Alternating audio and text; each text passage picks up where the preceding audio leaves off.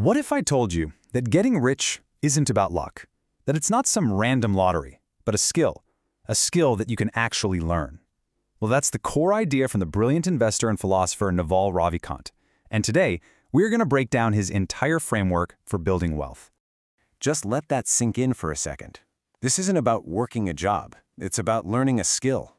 Naval is so confident about this, he's famously said that if you stripped him of all his money and dropped him on a random street corner, he could be wealthy again within 5 or 10 years. Why? Because it's a skill set, not a lottery ticket. So, where do we even begin? Well, it starts with a pretty massive shift in how you think. See, we're all taught to just work hard, but Naval says that's only a tiny part of the equation. You could work yourself to the bone, 80 hours a week, but if you're pointed in the wrong direction, you're just running really fast on a hamster wheel. Exactly. It's all about judgment. It's about direction over speed. What's the point of sprinting if you're heading off a cliff? Your single most important job, before anything else, is to figure out what you should be working on. So you've got to stop the busy work and start thinking strategically. Okay, but what is the actual goal here? This is where it gets really interesting, because Naval argues that most of us are chasing the wrong thing entirely. We tend to mix up money, status, and wealth, but they are fundamentally different. They're not even playing the same sport. On one hand, you have status. Status is a zero-sum game. Think of it like a ladder. For you to climb up, someone else has to be pushed down. It's competitive by nature. But wealth is a positive-sum game. You create something new, something people want, and everybody benefits. So, the big takeaway? Stop playing status games. Start playing wealth creation games. And this right here is probably the most important definition in the whole framework. Wealth isn't just a big pile of money. It's the assets that are working for you 24/7 around the clock. It's the business that's generating sales while you're on vacation. It's the code that's running for thousands of people while you're asleep. That's the goal. That's free. And that really gets to the heart of it, right? As long as you're just renting out your time, trading hours for dollars, you're always going to be capped. To achieve real financial freedom, you have to own a piece of the upside. You have to own equity in a business. You need a piece of a machine that works for you. Okay, so you need to own equity. But equity in what? How do you even begin to build that machine? Well, it all starts with what Naval calls your specific knowledge. This is your foundation. It's your personal, unique superpower. So, what exactly is specific knowledge? It's definitely not something you can just go learn in a formal class. I mean, think about it. If it can be taught in a lecture hall, it can be automated or outsourced to someone else for cheaper.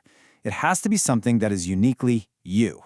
It's usually found by just following your genuine curiosity, that thing you've been obsessed with since you were a kid. It's a thing that feels like pure play to you, but to anybody else watching, it looks like incredibly hard work. It's that weird, creative, or technical intersection of skills that nobody else has. That's your secret weapon. And this is how you get out of the rat race. No one on this planet can compete with you at being you. It's impossible. You know, who's going to make a better Joe Rogan podcast than Joe Rogan himself? Nobody. Your authenticity is the ultimate competitive advantage. All right, so you found your unique superpower. Now what? You need to amplify it. You need to multiply its impact 1,000 times over. And that, my friends, is where leverage comes into play. This classic quote from Archimedes says it all. Leverage is what breaks the connection between your inputs and your outputs. It's what allows you to get massive, massive results without having to put in a massive amount of work for each one. It's the ultimate force multiplier. Now, Naval breaks leverage down into 3 main types. You've got labor, which is the oldest form, having other people work for you. Then you've got capital, money, which was the dominant force in the 20th century. But the real revolution, the one that's changing everything for our generation, is the third one, code and media. Products with zero cost to make another copy. This is what blows the whole game wide open. It's permissionless. You don't need anyone's approval to write an app or start a podcast. You can build an army of little software robots or create a piece of media that works for you day and night while you sleep. This is the great equalizer.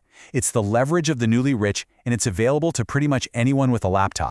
Okay, you've got your specific knowledge. You know you need to apply leverage. But there's one more crucial piece to this puzzle. How do you get people to trust you with their capital or with their attention? The final ingredient is accountability. This means you have to put your own name on the line. You have to be willing to attach your reputation to your work. And yeah, it's kind of scary, right? Because if you fail out in the open. But here's the thing.